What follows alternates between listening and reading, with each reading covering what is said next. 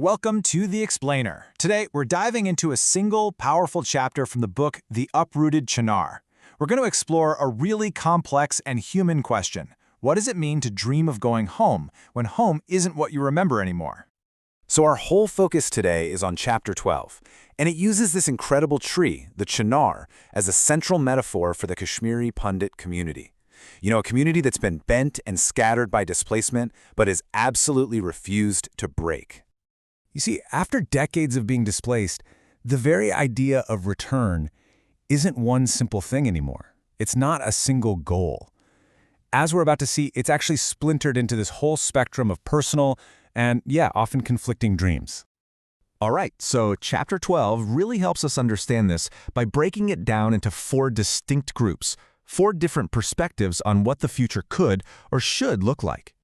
So let's get into these 4 groups. Each one has a totally different kind of connection to their ancestral homeland. And really, understanding these differences, well, that's the key to grasping the huge challenges the community's up against. First up, we have the Seekers. Now, these are mainly folks from the older generation.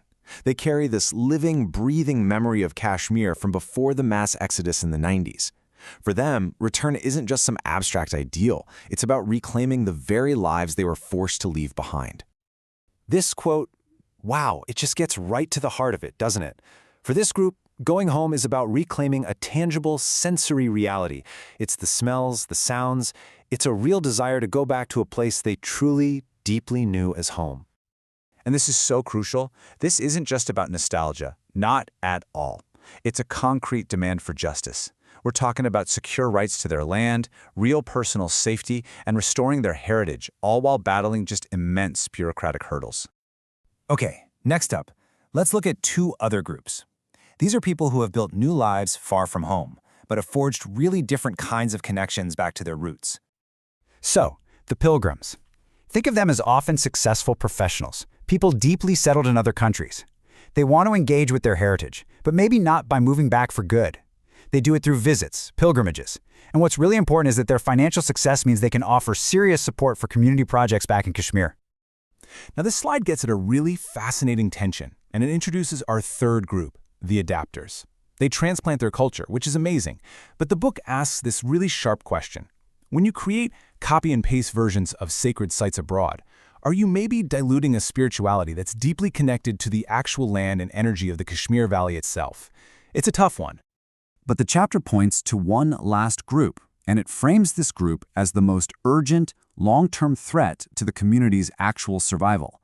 Yep, a ticking clock. That is exactly the language the source uses, because this group is the next generation. We're talking about young people who were born and raised completely outside of Kashmir. And, it's understandable. Their connection to this heritage is fading with both time and distance. And the book puts it in the starkest terms you can imagine. It calls this a potential extinction event. The warning is just crystal clear. If this younger generation isn't engaged, a cultural chain that goes back millennia could actually be broken for good.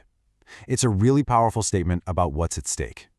So you've got these 4 incredibly different perspectives, right? From people yearning to physically go back home to young people whose connection is almost gone. The question is, how on earth can a community like this find a unified path forward? Well, the chapter actually proposes a pretty clear strategy. It's about harmonizing these different views by creating a sort of hierarchy of needs. The main idea is to put the goal of physical return, the one championed by the Seekers, right at the center. Then you leverage all the resources from the other groups, the money from the Pilgrims, the professional skills of the Adapters, to support that one core mission. And this brings everything full circle, right back to that central metaphor of the tree. The big takeaway here is that true strength isn't about forcing every branch to be the same. It's about making sure that all those branches, no matter how wide they spread, are all still drawing their life from the same deep roots. And the question the chapter leaves us with is this: how does a community, scattered so far and wide, make sure all its branches converge back toward the very soil that gave it life in the first place?